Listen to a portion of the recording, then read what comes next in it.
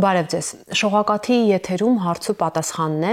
գուգարած թեմում սպասավորող Տեր Մասիս քահանա Առաքելյանը կպատասխանի այսօրվա մեր օգտատերերի հարցերին։ Մինչ քահանայի տեսակապով միանալը անդրադառնամ այսօրվա հարցերին։ Ավետարանում թույլատրելի է գրիչով նշումներ անել, հայ առաքելական եկեղեցու հետևորդը կարող է խաչն օրհնել ուղղափառ եկեղեցում, սրբանկար ընտրելիս կանոնական ինչպիսի առանձնահատկությունների ուշադրություն դարձնել, ինչ է նշանակում ուխտի պատարագ, Սուրբ Հոգու շնորհներն ինչու մկրտված անձին չեն պաշտպանում մեղքից ու չարիքից։ Օրհնեցեք Տեր այր։ Աստված օրհնի, Մերի ջան։ Ինան է երկու հարց ուղղել մեզ։ Նախ հետաքրքրվում է, կարելի է արդյոք ավետարանում գրիչով կամ գունավոր մատիտներով նշումներ կատարել, խնդրեմ։ Ողջունում ենք Ինային, շատ ուրախ ենք, շնորհակալ ենք հարցի համար։ Այո, կարող եմ ասել, որ կարելի է նշումներ անել Աստվածաշնչի մեջ։ Նախ շատ ուրախալի է, որ մարդը հավատացյալը ընթերցում է Աստվածաշունչը եւ հնարավոր է շատ դեպքեր, որ իրեն հաճելի, այսպես ասած, հատվածներ լինեն, որ հետագայում իրեն այլ տեղ պետք գալու համար օգտագործի։ Նշումներ չի կարելի անել եկեղեցում, խորանի վրա դրված, սրբագրված գիրքը, Աստվածաշունչը, որը Սուրբ Միրոնով օծվում է եւ պատարագների ժամանակ օգտագործվում է։ Իսկ այն Աստվածաշունչը, որ մենք ամեն օր օգտագործում ենք, Աստծո խոսքն ենք ընթերցում, կարելի է նշումներ անել, ասեմ ավելին, գունավոր ինքնակպչուն թերթիկներով, որ նշումներ անեն, հետագայում էլ կարող են նաև գնալ քահանային, պատարագին մասնակցել քահանայից հետաքրքրվել այդ նշումների հետ կապված, որովհետև շատ ժամանակ լինում է դեպքեր, որ հավատացյալները կարդում են Աստվածաշունչը եւ որոշակի հատվածներ իրենց անհասկանալի է լինում եւ քահանան հենց դրա համար է քահանան Աստծո եւ մարդու միջնորդն է, որ այն հարցերը, որ մարդու մոտ անհասկանալի են եւ հարցեր են առաջացնում, կարող են գնալ քահանային դիմել եւ քահանան կպատասխանի իրենց յուրաքանչյուր հարցերին։ Երկրորդ հարցն ընթերցեմ Ինայի։ Եթե անձը մկրտված է հայ առաքելական եկեղեցում եւ հանգամանքներից ելնելով որոշում է փոխել խաչը, կարող է արդյոք նոր խաչ օրհնության տալ ուղղափառ եկեղեցում։ Հայ առաքելական եկեղեցին ունի 4 քույր եկեղեցիներ, որոնք են Ղպտիները, Ասորիները, Եթովպայի եկեղեցին եւ Հնդիկ Մալանկարա եկեղեցիները։ Եթե հայ առաքելական եկեղեցու զավակը գտնվում այլ երկրում եւ իրեն պատկանող մկրտության խաչը կորցրել է, կարող է այն տարածքում, որտեղ որ ինքը գտնվում է, այս իմ նշած եկեղեցիները ընտրել։ Եվ եթե նույնիսկ այս նշած եկեղեցիները չգտնվեն, ամեն դեպքում հայ առաքելական Սուրբ եկեղեցին երբեք դեմ չի եւ միշտ ըմբռնումով է մոտենում եւ թույլ է տալիս իր հավատացյալներին, որպեսզի գնան ուղղափառ եկեղեցի եւ ասեմ ավելին, լինում են դեպքեր, երբ որ ուղղափառ եկեղեցու հավատացյալները գալիս են մեր եկեղեցի, հաղորդություն են ստանում, կամ լինում են դեպքեր, երբ որ իրենց խաչն են բերում օրհնության համար կամ սրբապատկեր են բերում, որպեսզի մենք օրհնենք այդ խաչերը կամ սրբապատկերները։ Արտակը սրբանկար է ցանկանում ուղարկել արտասահմանում ապրող ընկերոջը, սակայն ընտրության հարցում չի կողմնորոշվում, որ սուրբի նկարը ընտրել եւ կան արդյոք հստակ կանոնական առանձնահատկություններ, որոնց պետք է ուշադրություն դարձնել նկար ընտրելիս։ Նախ արտակին պետք է հարցնենք իր ընկերը, որ գտնվում է արտասահմանում, սուրբի անունն է կրում թե ոչ։ Եվ եթե սուրբի անունն է կրում, արտակը կարող է այդ իր ընկերոջ անվանը համապատասխան սրբապատկեր ընտրել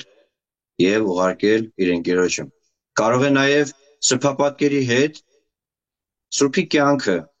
գործունեությունը ու նաեւ սուրբին ուղված աղոթք, բարեխոսական աղոթք գցել եւ ուղարկել ընկերոջը։ Եվ ինչպես պետք է ընտրել կանոնական նկարներ։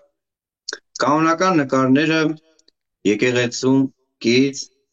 վաճառատեղիներում են վաճառվում եւ կարող է նաեւ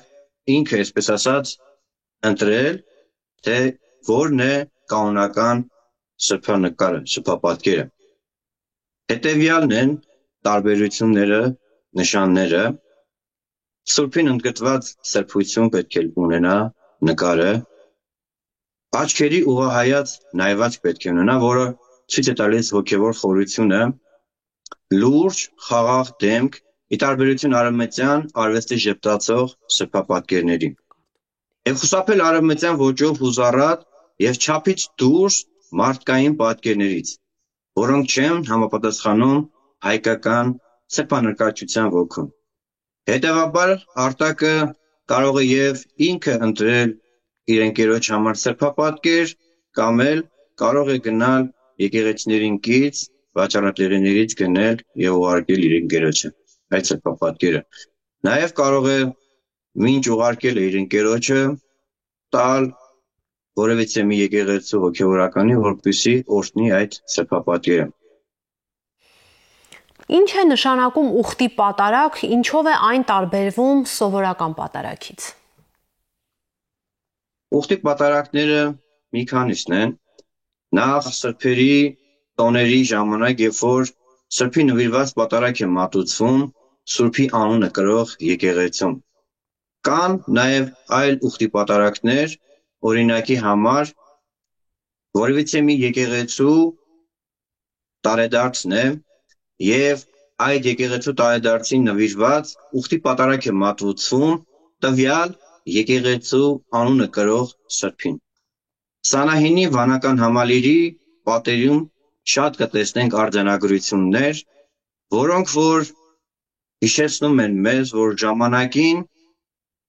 հավատացյալները, իշխանական տան անդամները եկել են եկեղեցուն, բարյարություն են արել, եկեղեցուն կից այլ շինություններ են կառուցել եւ դրա արդյունքում եկեղեցու պատերին արձանագրություններ են թողել, որը որ վկայում է այսինչ իշխանական տան անդամը պատվիրել է, որպեսզի ամեն տարի այսինչ տոնին պատարագ մատուցվի իր ընտանիքի անդամների համար։ Ուխտի պատարագը յուրաքանչյուր քահանա նաև կատարում է իր ձեռնադրության տարեդարձի օրը, ամեն տարի, երբ որ ինքը ձեռնադրվել է քահանա, նաև այդ օրը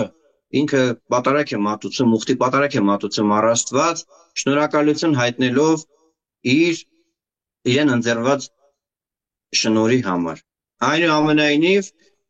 ուխտի պատարագը սովորական կիրակնորապատարագներից ոչ մի ձևով չի տարբերվում։ Նույն շարականներն են երգվում, նույն աղոթքներն են կարդացվում, պարզապես դա կոչվում է ուխտի պատարագ։ Մուշեղ Գալստյանն ուզում է հասկանալ մկրտության ժամանակ, երբ Սուրբ Հոգին իր շնորհներն է պարգևում մկրտվողին, ինչու է այդ դեպքում թույլ տալիս, որ մարդն իր կյանքի ընթացքում սայթակի, մխրճվի տարատեսակ մեղքերի մեջ, ինչու այդ ամենը շնորհներով չի կանխվում։ Մեր Տեր ու Փրկիչ Հիսուս Քրիստոս իր կյանքի բոլոր ընթացքում ժողովրդի հետ առակներով էր խոսում եւ Աստծո խոսքը առակների միջոցով էր փորձում բացատրել մարդկանց։ Եվ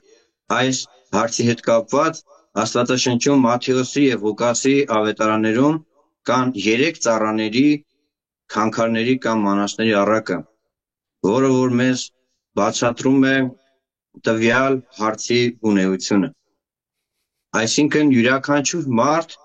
մկրտվելով եկեղեցում ստանում է շնորհները եւ յուրաքանչյուր մարդուց է կախված այդ շնորհների հետագա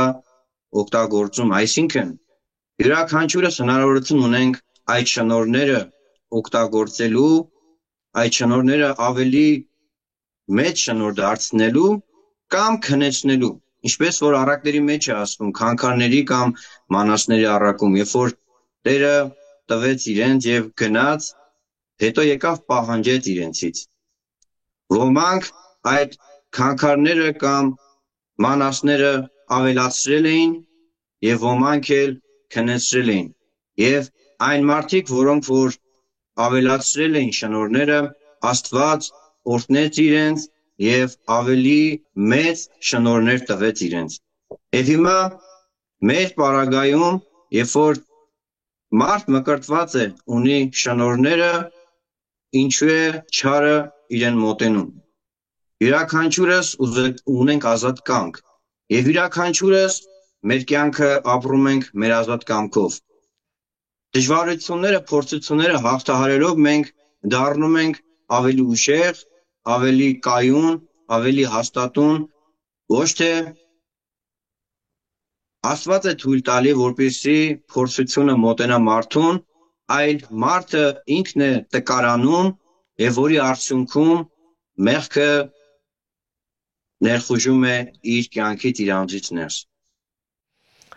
Շնորհակալ եմ Տեր Այր մեր հաղորդմանը մասնակցելու համար։